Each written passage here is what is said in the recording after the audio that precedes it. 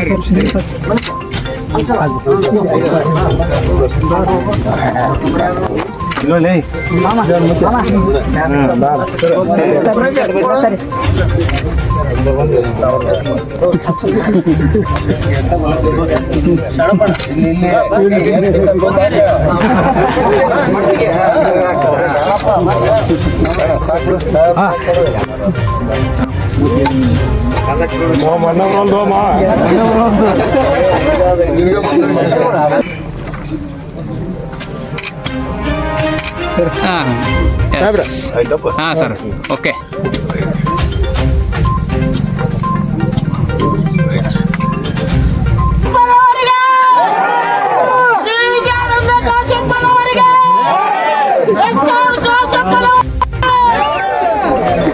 ಈ ನೂತನ ಗ್ರಾಮ ಪಂಚಾಯತ್ ಕಟ್ಟಡದ ಉದ್ಘಾಟನಾ ಸಭೆಯಲ್ಲಿ ಆಗಿರ್ತಕ್ಕಂಥ ಪರಮ ಪೂಜೆಯ ಪರಮಗಳಿಗೆ ಪಾದಗಳಿಗೆ ಪರಮಟ್ಟು ಅಭಿವೃದ್ಧಿ ಆಗಲಿಕ್ಕೆ ಮುಖ್ಯವಾಗಿ ನಮ್ಮ ಗ್ರಾಮಕ್ಕೆ ಬೇಕಾಗಿರತಕ್ಕಂಥದ್ದು ಮೂಲಭೂತ ಸೌಲಭ್ಯ, ಶಿಕ್ಷಣ ಮತ್ತು ಆರೋಗ್ಯ.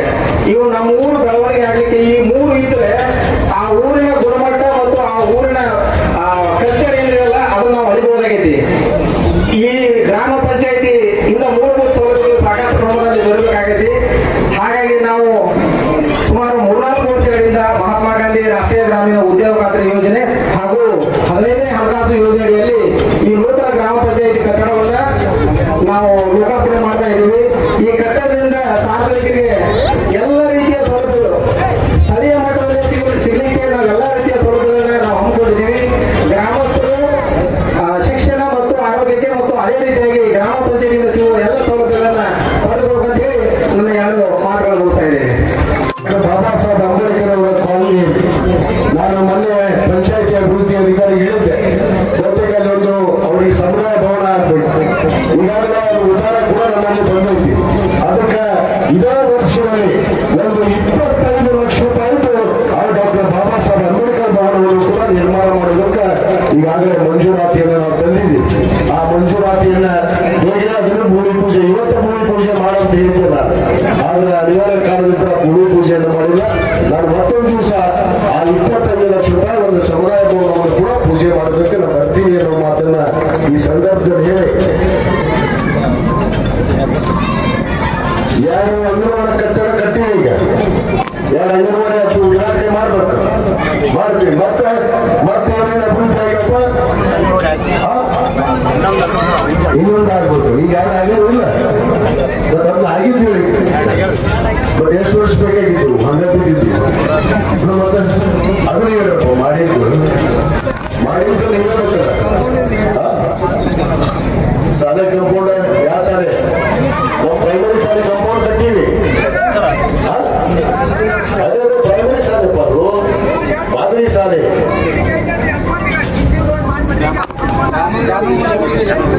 ಜಾಮೂನ್ಗುಡಿ ಸಿಸಿ ರೋಡ ಆಯ್ತು. ನಮ್ಮ ನಾಯಕ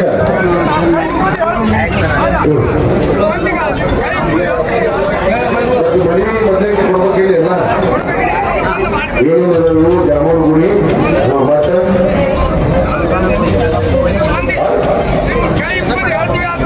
ಹಾಗೆ ಅದು ಹೇಳಿ ನಾನು ಆಲ್ರೆಡಿ ಕಡಿಮೆ ರಸ್ತೆ ಆಗುವಾಗ ಸರಿ ಬಿಟ್ಬಿಟ್ಟು ಏನ್ ಮಾಡೋದು ಏನು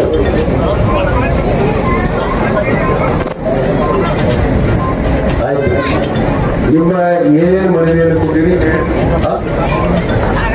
ಈಗ ಬಿಡ ನಡಿ ಈಗ ಬಿಡಿ. ಈಗ ನೀನು ಅಭಿವೃದ್ಧಿ ಕೆಲಸ ಮಾತಾಡ್ ನಡಿ. ಈಗ LNT ಆಪರೇಟರ್ದು ನೌಕರಿ ಅದೆಲ್ಲ ಬಂದು ಮಾತಾಡೋದು. ಎಲ್ಲ ಕಾಲನಿಗಳಿಗೆ ಸಿಸಿ ರಸ್ತೆ, ಅವರಿಗೆ ಗಂಗಾ ಕಲ್ಯಾಣ. ಇವತ್ತು 10 ಲಕ್ಷ ರೂಪಾಯಿ ವೆಚ್ಚದಲ್ಲಿ ಇವತ್ತು ಬಡವರಿಗೆ ಯಾರಿಗೆ ಇವತ್ತು ರೈತರು ಪಾಪ 1-2 ಎಕರೆ 3 ಎಕರೆ ಸಣ್ಣ ಪುಟ್ಟ ರೈತರಿಗೆ ಇವತ್ತು ನೀರಾವರಿ ಇಲ್ಲ ಅನ್ನುವಂತ ಸಂದರ್ಭದಲ್ಲಿ ಅವರಿಗೆ 10 ಲಕ್ಷ ರೂಪಾಯಿ ವೆಚ್ಚದಲ್ಲಿ ಅವರಿಗೆ ಬೋರ್ವೆಲ್ ಹಾಕಿ ಅವ್ರಿಗೆ ಕರೆಂಟ್ ಅನ್ನು ಒದಗಿಸಿ ಪೈಪ್ಲೈನ್ ಮಾಡಿಕೊಳ್ಳುವಂತ ಕೆಲಸ ಮಾಡ್ತಾ ಇದ್ದೀವಿ. ಇದು ನಮ್ಮ ಕೃಷ್ಣ ಭಾಗ್ಯ ಜಲ ನಿಗಮ ಮತ್ತು ಸಣ್ಣ ನೀರಾವರಿ ಇಲಾಖೆಯಲ್ಲಿ ಇವತ್ತು ಅನೇಕ ಕೆರೆ ಅಭಿವೃದ್ಧಿ ಆಗ್ತಾ ಇದೆ. ಅದೇ ಕೆಲವಷ್ಟು ಕೆರೆ ಅಭಿವೃದ್ಧಿ ಬೇಕು, ನೀರಾವರಿ ಇಲ್ಲ, ಅದರಲ್ಲಿ ನೀರು ಬೇಕು. ಆ ನೀರು ಬೇಕಾದ್ರೆ ಸಣ್ಣ ನೀರಾವರಿ ಇಲಾಖೆ ಹತ್ರ ನಾವು ಕೆರೆ ಅಭಿವೃದ್ಧಿ ಕೆಲಸಗಳನ್ನು ಕೂಡ ಇವತ್ತು ತಾಲೂಕಿನಲ್ಲಿ ಕೈಗೊಂಡಿದ್ದೀವಿ ಅನ್ನೋ ಮಾತನ್ನು ಕೂಡ ಈ ಸಂದರ್ಭದಲ್ಲಿ ನಾನು ಹೇಳ್ತಾ, ಬಹುತೇಕ ಇವತ್ತು ಬಹಳ ಸಮಯ ಆಗಿದೆ. ಈಗಾಗಲೇ ನಮ್ಮ ಪ್ರಾಥಮಿಕ ಶಾಲೆಯ ಮುಖ್ಯ ಗುರುಗಳು ಅವರು ತನ್ನ ಇನ್ನೂ ಕೊಠಡಿಗಳು ಬೇಕು ಅಂತ ಹೇಳಿ ನನ್ನ ಮನವಿಯನ್ನು ಕೊಟ್ಟಿದ್ದಾರೆ. ಮತ್ತು ಅದೇ ರೀತಿ ನಮ್ಮ ಉರ್ದು ಶಾಲೆ ಏನು ಬಹಳ ದಿವಸದಿಂದ ಬಹಳ ಸುಮಾರು ವರ್ಷಗಳ ನಂತರ ಉರ್ದು ಶಾಲೆ ಕಟ್ಟಡ ಇವತ್ತು ಬಹಳ ದಿವಸದಿಂದ ಸಿದ್ಧಗೊಂಡಿದ್ದಾವ. ಅಲ್ಲಿ ಮಕ್ಕಳು ವಿದ್ಯಾಭ್ಯಾಸ ಪಡೆಯೋದಕ್ಕಾಗೋದಿಲ್ಲ. ಅದಕ್ಕೆ ಈಗಾಗಲೇ ಆ ಶಿಕ್ಷಕರು, ಆ ಊರಿನ ಸಮಾಜದ ಹಿರಿಯರು ಏನು ಮನವಿಯನ್ನು ಮಾಡಿಕೊಂಡಿದ್ದಾರೆ.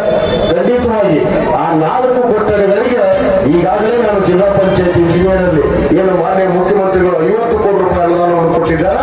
ಅದರಲ್ಲಿ 4 ಕೊಠಡಿಗಳಿಗೆ ನಾನು ಇವತ್ತೇ ಮಂಜೂರಾತಿಯನ್ನು ಕೊಡ್ತೀವಿ. 4 ಕೊಠಡಿಯನ್ನು ಬರುವ ದಿನಗಳಲ್ಲಿ ಅದನ್ನ 4 ಕೊಠಡಿಗಳನ್ನ ಕಟ್ಟಿಕೊಡುವಂತ ಕೆಲಸ ಮಾಡಿಕೊಡ್ತೀವಿ ಅನ್ನೋ ಮಾತನ್ನು ಕೂಡ ಈ ಸಂದರ್ಭದಲ್ಲಿ ಹೇಳಿ, ಮತ್ತು ಪ್ರಾಥಮಿಕ ಶಾಲೆಗಳ ಕೊಠಡ ಇದೀಗಾನೇ 1 ಶಾಲೆಯನ್ನು ನಾನು ಉದ್ಘಾಟನೆ ಮಾಡಿದೆ. ಬಹುತೇಕ 10 ವರ್ಷ ಆಗಿತ್ತು. ಶಾಲೆ ಕೊಠಡಿನೇ ಕಟ್ಟಿದ್ದೀನಿ ಒಂದು. ಅಲ್ಲಿ ವಿವೇಕ ಶಾಲೆ ಕಟ್ಟಿ ಪ್ರೌಢಶಾಲೆಯಲ್ಲಿ ಉದ್ಘಾಟನೆ ಮಾಡಿದೆ. ಅಲ್ಲಿ ಕೂಡ ಮನವಿ ಇದೆ, ಆ ಪ್ರೌಢಶಾಲೆಯ ಕಾಂಪೌಂಡ್ ಆಗಬೇಕು ಅಂತ ಹೇಳಿ ಮನವಿಯನ್ನು ಕೊಟ್ಟಿದ್ದಾರೆ. ಮತ್ತು ಕೆಲವಷ್ಟು ಶಾಲೆಯ ಕೊಠಡಿಗಳು ಕೂಡ ಬೇಕು ಅಂತ ಹೇಳಿ ಮನವಿ ಕೊಟ್ಟಿದ್ದಾರೆ. ಅಲ್ಲಿ ಪ್ರೌಢಶಾಲೆಯಲ್ಲಿ ಕೊಠಡಿ ಅದೇ ಆಗಿ ಆ ಕಾಂಪೌಂಡ್ ಅನ್ನು ಕೂಡ ನಿರ್ಮಾಣ ಮಾಡಿಕೊಡುವಂತ ಕೆಲಸ. ಆ ಪ್ರೌಢಶಾಲೆಗೆ ಕಳೆದ ನನ್ನ ಅವಧಿಯಲ್ಲಿ ಸುಮಾರು 2 ಕೋಟಿ ರೂಪಾಯಿ ವೆಚ್ಚದಲ್ಲಿ ಪರಿಶಿಷ್ಟ ಜಾತಿ ಪರಿಶಿಷ್ಟ ಪಂಗಡದ ಇವತ್ತು ಒಂದು ವಸತಿ ನಿಲಯನ್ನ ಕಟ್ಟಿದ್ದು ಕೂಡ ಅದು ನಮ್ಮ ಸರ್ಕಾರವೇ ಅನ್ನೋ ಮಾತನ್ನು ಹೇಳಕ್ಕೆ ಇಚ್ಛೆ ಪಡ್ತೇವೆ. ಮರದಲ್ಲಿ ಏನಾದರೂ ಅಭಿವೃದ್ಧಿ ಕಂಡಿದ್ರೆ ಅದು ಕಾಂಗ್ರೆಸ್ ಬಂದಾಗ ಮಾತ್ರ ಅಭಿವೃದ್ಧಿ ಕಂಡಿದೆ. ಇನ್ಯಾರು ಕೂಡ ಒಂದು ಕೆಲಸವನ್ನ ಒಂದು ಪೂರ್ತಿ ಮಣ್ಣನ್ನು ಹಾಕಿಲ್ಲ ಅಂತ ಚಾಲೆಂಜ್ ಮಾಡೋಕ್ಕಿಲ್ಲ. ಬರೀ ಇವತ್ತು ಬಸವಣ್ಣನ ಗುಡಿಗೆ ನಾನು ದುಡ್ಡು ಹಾಕಿದ್ರು, ಬಸವಣ್ಣನ ಗುಡಿ ಅಭಿವೃದ್ಧಿ ಮಾಡೋದು ದುಡ್ಡು ಹಾಕಿವಿ. ಅನೇಕ ನಮ್ಮ ಇವರು ನಿಮ್ಮ ದ್ಯಾಮನ ಗುಡಿ ಯಾರಪ್ಪ ಜನ ಹಾಕೊಡ್ತೀವಿ, ಆಯ್ತು ಮಾಡ್ತೀನಿ ಅಂತ ಹೇಳಿದ್ರೆ ಈಗ ಕುಡಿ ನೀರಿನ ಪರಿಸ್ಥಿತಿ ಏನಿತ್ತು ಅನ್ನೋದನ್ನು ಇವತ್ತು ನೀರು ಬರಕತ್ತಾವ ಬರ್ತಾವ 24/7 24 ತಾಸು ಬರ್ತಾವ ನೀವು ಬರ್ತಾವ ಅಂತೀರಿ. ಸುಳ್ಳು ಹೇಳ್ಬೇಡ್ರಿ, ಮೊದಲಿಗೆ ಏನಿತ್ತು ಪರಿಸ್ಥಿತಿ.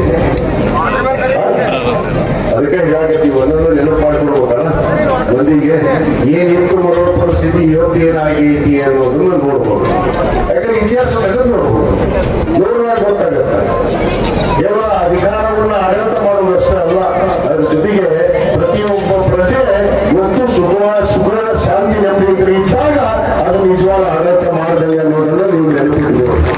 ಅವಾಗ ಆಡಳಿತ ಮಾಡಿದಂಗೆ ಅದು ಸುಮ್ಮನೆ ಭಾಷಣ ಹೊಡೆಯೋದು, ಅವನು ಬೇಯೋದು, ಇವ್ರು ಬೇಯೋದು, ಯಾರು ಬೇಯಕ್ಕೆ ಬಂದಿಲ್ಲ, ಬೇಯೋದು ಉದೇ ಇಲ್ಲ. ಅದೇನಿದ್ರು ಅವ್ರು ತೋರಿಸೋದು ಒಳ್ಳೆ ಕೆಲಸ.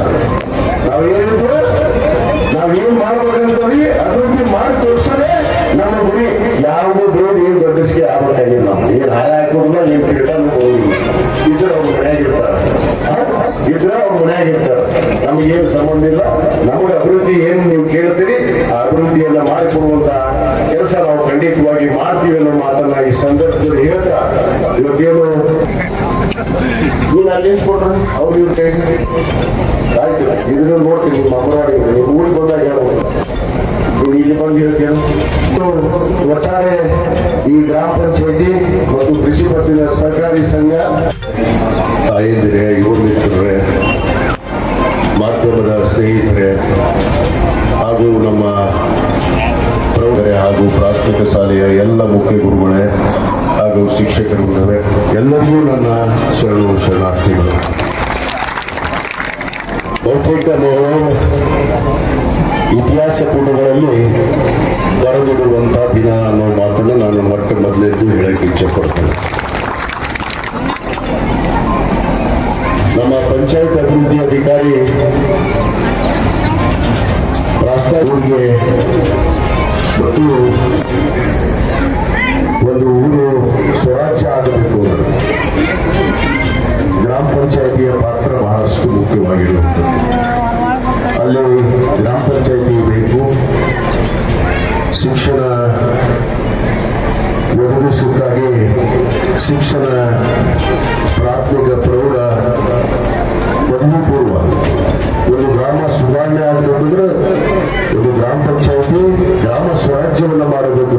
ಶಿಕ್ಷಣ ಸಂಸ್ಥೆ ಮಕ್ಕಳನ್ನ ಒಳ್ಳೆಯ ವಿದ್ಯಾವಂತರಾಗಿ ಸಂಸ್ಕಾರವನ್ನು ಕೊಟ್ಟು ಆ ಊರಿನ ಸಂಸ್ಕಾರ ಮತ್ತು ಸಂಸ್ಕೃತಿಯನ್ನ ಪದ್ಧತಿಗಳನ್ನ ಕಾಪಾಡುವಂತಹ ಊರಾದಾಗ ಅದು ಒಂದು ಒಳ್ಳೆಯ ಗ್ರಾಮ, ಒಂದು ಮಾದರಿಯ ಗ್ರಾಮ ಆಗೋದಕ್ಕೆ ಸಾಧ್ಯ ಅನ್ನೋದಕ್ಕೆ ಇವತ್ತೇನು ನೂತನವಾದ ಇವತ್ತು ಗ್ರಾಮ ಪಂಚಾಯತಿಯ ಕಟ್ಟಡ ಮತ್ತು ಪ್ರೌಢಶಾಲೆಯ ವಿವೇಕ ಶಾಲೆಯ ಕಟ್ಟಡದ ಉದ್ಘಾಟನೆ ಮತ್ತು ಪ್ರಾಥಮಿಕ ಶಾಲೆಯ ಕಟ್ಟಡದ ಉದ್ಘಾಟನೆ ಮತ್ತು ಅದರ ಜೊತೆಗೆ ಆರ್ಥಿಕವಾಗಿ ಬಲವನ್ನು ಕೊಡಬೇಕು, ಆರ್ಥಿಕ ಶಕ್ತಿಯನ್ನು ತುಂಬೋದಕ್ಕೆ ಪ್ರಾಥಮಿಕ ಕೃಷಿ ಪತ್ತಿನ ಸಂಘವನ್ನು ಕೂಡ ಅದರ ಸ್ವಂತ ಕಟ್ಟಡವನ್ನು ಕೂಡ ಇವತ್ತು ಬಹಳ ಸಂತೋಷವಾಗಿ ಉದ್ಘಾಟನೆಯನ್ನ ಭೂಮಿ ಪೂಜೆಯನ್ನ ನೆರವೇರಿಸಿದೆ ಅನ್ನೋ ಮಾತನ್ನು ಕೂಡ ನಾನು ಹೇಳಕ್ಕೆ ಇಚ್ಛೆಪಡ್ತೇನೆ. ಯಾಕಂದ್ರೆ ಇವೆಲ್ಲ ಇದ್ದಾಗ ಒಂದು ಶಕ್ತಿಯುತವಾದ ಊರು ಇರೋದಕ್ಕೆ ಸಾಧ್ಯ, ಅಲ್ಲಿ ಸಂಸ್ಕಾರ ಬರುವುದಕ್ಕೆ ಸಾಧ್ಯ, ಅಲ್ಲಿ ಗ್ರಾಮ ಸ್ವರಾಜ್ಯ ಆಗೋದಕ್ಕೆ ಸಾಧ್ಯ. ಬಹುತೇಕ ಗ್ರಾಮ ಮರೋ ಪಂಚಾಯತಿ ಇತಿಹಾಸದಲ್ಲಿ ಇಲ್ಲಿ ಮಾತಾಡದೇ ಇದ್ರೆ ತಪ್ಪಾಗುತ್ತೆ. ಒಂದು ಗ್ರಾಮ ಪಂಚಾಯತಿ ವ್ಯವಸ್ಥೆ, ಒಂದು ಪ್ರಾಥಮಿಕ ಕೃಷಿ ಪತ್ತಿನ ಸಹಕಾರಿ ಸಂಘದ ವ್ಯವಸ್ಥೆ ಯಾವ ರೀತಿ ಆಗಿತ್ತು ಅಂದ್ರೆ ಕೆಲವು ಪಟ್ಟಬದ್ಧ ಹಿತಾಸಕ್ತಿಗಳ ಕಪಿಮುಷ್ಟಿಯಲ್ಲಿ ಈ ಆಡಳಿತ ಕುಂತಿತ್ತು ಅನ್ನೋದನ್ನು ನಾನು ಇವತ್ತು ನಿಮಗೆ ನೆನಪಿಸಲು ಬಯಸ್ತೇನೆ. 21 ಕೋಟಿ ರೂಪಾಯಿ ಅನುದಾನವನ್ನು ಕೊಟ್ಟಿದ್ದಾರೆ ಸರ್.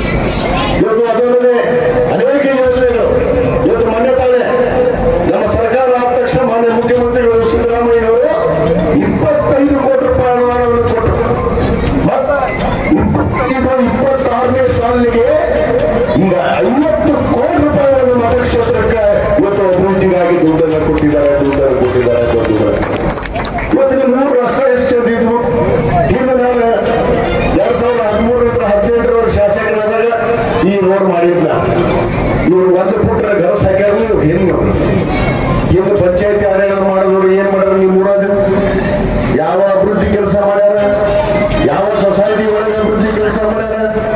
ಒಬ್ಬರಿಗೊಂದು ಮನೆ ಕಟ್ಟಲಿಲ್ಲ, ಒಂದು ರಸ್ತೆ ಮಾಡಲಿಲ್ಲ, ಒಂದು ಕುಡಿ ನೀರು ಕೊಡ್ಲಿಲ್ಲ, ಮೂಲಭೂತ ಸೌಕರ್ಯ ಕೊಡ್ಲಿಲ್ಲ. ಆದ್ರೆ ಇವತ್ತು ನಿಮ್ಮ ಆಶೀರ್ವಾದದಿಂದ ಇವತ್ತೇನು ರಾಜ್ಯದಲ್ಲಿ ಬಂದಂತ ಸನ್ಮಾನ್ಯ ಸಿದ್ದರಾಮಯ್ಯ